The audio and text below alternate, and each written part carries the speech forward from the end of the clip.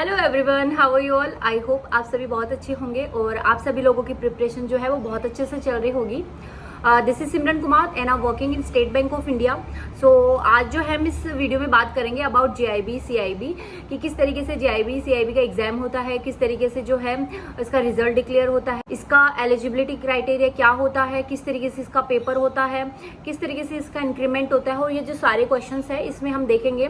तो सबसे पहले मैं बता देती हूँ कि कोई भी पब्लिक सेक्टर बैंक में अगर वर्किंग है, कोई भी बैंकर है, तो सभी को जो है एलिजिबल होते हैं जेआईबी और सीआईबी करने के लिए।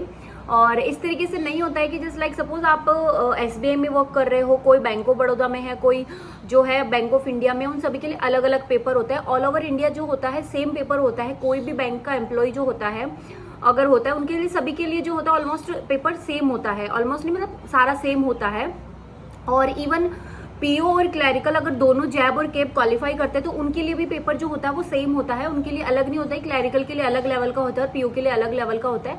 सभी के लिए सेम होता है, सभी का एग्जाम भी जो होता है सेम टाइम पे लगता है। तो सबसे पहले देखते हैं कि जेआईबी का फुल फॉर्म क्या होता है। जेआईबी होता है junior associate of the Indian institute of banker और सीआईबी का होता है certified associate of the Indian institute of the banker. और इन दोनों का एग्जाम देने के लिए सबसे पहले आपको जो है आईआईबीएफ की मेंबरशिप लेनी पड़ती है और इसमें आपको अटेम्प्ट दिए जाते हैं। जस्ट लाइक जेआईबी, मतलब दोनों के लिए, जेआईबी और सीआईबी के लिए 4 अटेम्प्ट दिए जाता है। एक बार आपको मेंबरशिप लेनी होती है और उसके बाद में आपको 4 अटेम्प्ट दिए जाते हैं। जेआईबी में जो होता है 4 पेपर होते हैं। पहले 3 पेपर थे बट अभी 4 पेपर हो गए और सीआईबी में पहले 4 थे तो वो भी 5 हो गए। इन सभी जो सब्जेक्ट्स होते हैं इनमें सेक्शन रहते हैं। इनका जो एग्जाम होता है, पैटर्न होता है, चैप्टर होते हैं, ये सब होता है। और आपको जो है ये चारों पांचों पेपर जो होता है, आपको जितना अटेम्प्ट दिए होते हैं उसी में क्वालिफाई करना होता है। जैसे सपोज कीजिए कि आप एक पेपर दे रहे हो और जेआईबी की हम बात कर रहे हैं कि इसमें 4 पेपर है और 4 अटेम्प्ट होते हैं। अगर आपके चारों अटेम्प्ट में 3 पेपर हो गए सपोज कीजिए और एक पेपर रह गया है, तो नेक्स्ट 4 अटेम्प्ट पूरे होने के बाद में आपको जो अटेम्प्ट मिलेगा आपको दोबारा से मेंबरशिप लेनी पड़ेगी और वापस से जो 3 पेपर आपने क्लियर किए हैं वो आपको वापस से देने पड़ेंगे। मतलब चारों देखा जाए तो इस 4 अटेम्प्ट में आपको मिलाकर जो सारे सब्जेक्ट होते हैं, सारे हमारी होती है, वो आपको क्लियर करना पड़ता है। अगर एक भी रह जाता है, एक मार्क्स से भी रह जाता है, तो आपको वापस से जो है एग्जाम अटेम्प्ट करना पड़ता है। इसमें कोई इंटरव्यू नहीं होता है, चाहे वो पीओ के लिए हो या चाहे क्लैरिकल के लिए हो, दोनों के लिए इंटरव्यू नहीं होता है। और रिजल्ट जो होता है आपका इंस्टेंट डिक्लेयर होता है कि जैसे आप एग्जाम देने के लिए जा रहे हो तो एट द टाइम अगर आपने सबमिट किया है, सबमिट के टाइम पे आपको मार्क्स बता दिया जाता है कि आपके इतने मार्क्स आए हैं और ये सब आए हैं। पीओ और क्लैरिकल को दोनों को पेपर ऑनलाइन होता है, जो ऑब्जेक्टिव क्वेश्चंस होते हैं इसमें, और पीओ और क्लैरिकल दोनों को जो सेम टाइम पे जो है उनका बता दिया जाता है। और किस तरीके से आपको पता चले कि आपका एग्जाम क्वालिफाई है कि नहीं है, कि जब आप एग्जाम देने के लिए जा रहे हो, जो सपोज 4 सब्जेक्ट है, 4 सब्जेक्ट में एक में 50 आया, एक में 52 आया, एक में 47 आया और एक लास्ट सब्जेक्ट में जो आपके 42 आया, तो जिसमें 42 आया वो पेपर आप क्वालिफाई नहीं कर पाओगे और जिसमें 47 आया वो भी आप पेपर क्वालिफाई नहीं कर पाओगे, क्योंकि चारों में मिला के आपके मिनिमम जो होते हैं 45 मार्क्स आने चाहिए। और अगर किसी सब्जेक्ट में बिलो 45 है या बिलो 50 है तो वो एग्जाम आप जो है उस टाइम पे क्वालिफाई नहीं कर पाओगे।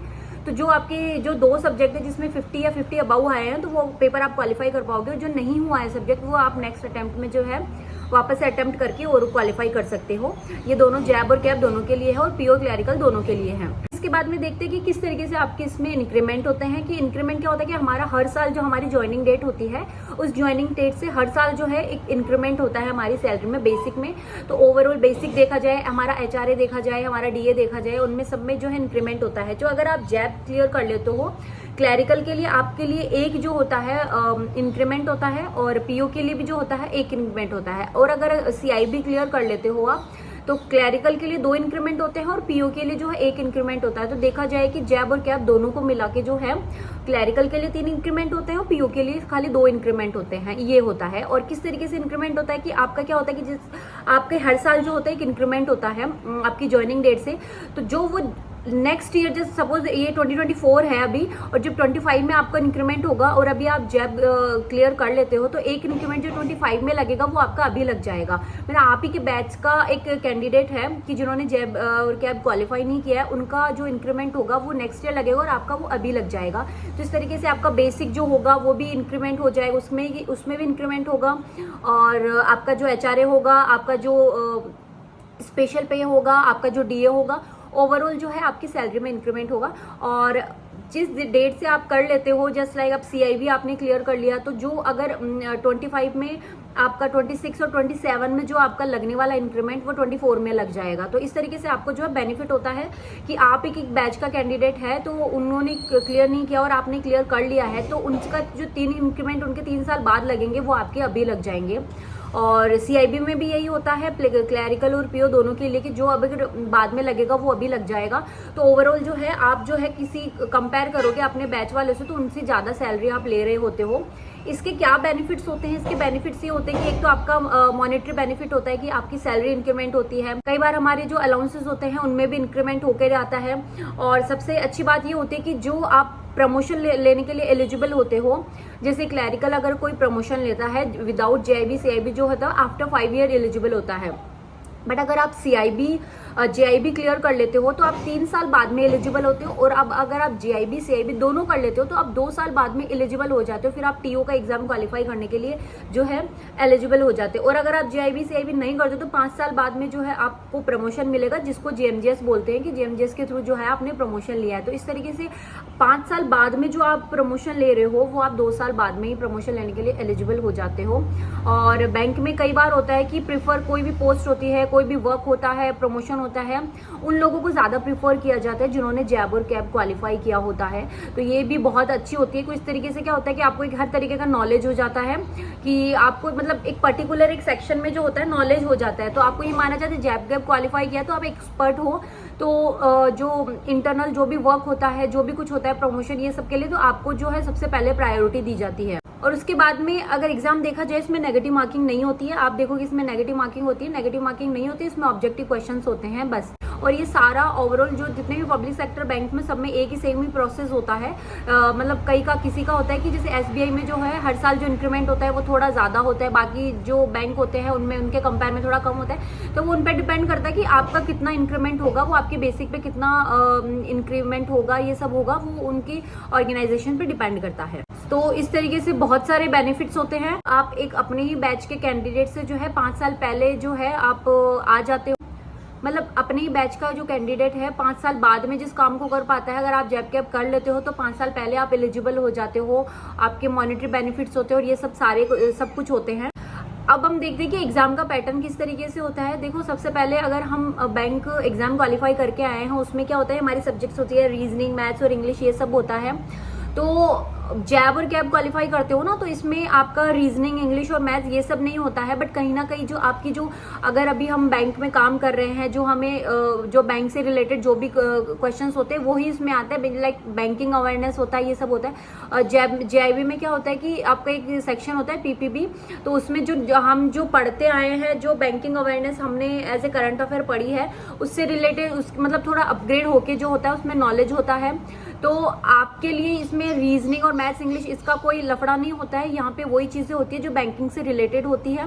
और आप सोचोगे कि हम किस तरीके से, हमारे पास पढ़ने के लिए टाइम नहीं होता है, हम किस तरीके से इसका मटेरियल ये सब ले। तो अगर आप क्वालिफाई कर लेते हो और जब आप एक एग्जाम क्वालिफाई करके आते हो, PO बन के आते हो, आप इंटरव्यू दे के आते हो, तो आपका नॉलेज जो होता है ऑलमोस्ट जो होता है टॉप पे होता है। तो जब क्वालिफाई करके आते हो, जब जैब और कैब होता है कि उसके लिए बहुत सारी बुक्स होती है, उसके लिए भी जो है काफ़ी सारे प्लेटफॉर्म होते हैं जो लोग इनकी तैयारी करवाते हैं। और जब आप वर्किंग आवर में हो और आप सोच रहे हो कि हमें पढ़ाई के लिए कैसे टाइम मिले, तो इसमें इतना ज़्यादा टफ भी नहीं होता है कि आपको जैसे हम बैंक के लिए प्रिपेयर करते आते थे हमें उतना टाइम चाहिए होता है। नहीं, अगर डेली का 1-2 घंटा के अगर आप देते हो तो इसमें अच्छे से क्वालिफाई भी कर पाते हो। और जैसे हम बैंक में काम करते हैं, बैंक में डेली की जो चीज़ें होती है वही वहाँ से रिलेटेड जो क्वेश्चंस होते हैं वो इतना ज़्यादा डिफिकल्ट भी नहीं है ये सब करना।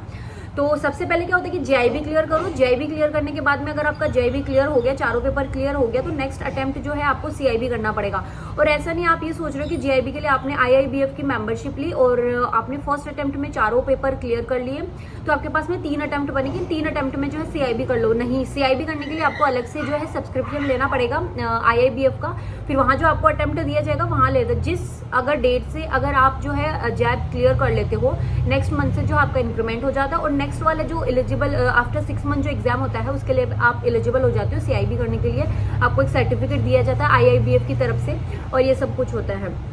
तो आई होप आप सभी को समझ में आया होगा। और जो कैंडिडेट जो है बैंक एग्जाम की तैयारी कर रहे हैं और जो ऑलरेडी बैंक में है, उन दोनों के लिए वीडियो है कि आप अगर करना चाहते हो अभी, तो आप अभी भी कर सकते हो बैंक एग्जाम। अगर बैंक एग्जाम क्वालिफाई कर लिया है तो अगर आप जैब कैब की प्रिपेयर करना चाहते हो अभी भी कर सकते हो। और जिन्होंने नहीं किया है उनको मैं बोलूंगी कि अगर आप बैंक एग्जाम को क्वालिफाई करें, जो बैंकिंग अवेयरनेस जो होता है आपको थोड़ा सा अच्छे से पढ़ना, कि आपको बाद में जो है इतना ज़्यादा जो डिफिकल्टी फील ना हो कि जैब और कैब करने में। क्योंकि अभी आप बैंकिंग अवेयरनेस इतना स्ट्रांगली पढ़ लेते हो, आपके पास में जो है खाली टाइम होता है, जो भी होता है, तो इसमें थोड़ा सा फोकस करो बैंकिंग अवेयरनेस पे और बैंकिंग रेगुलेशंस पे, इन सब पे, तो आपके लिए बेस्ट होगा।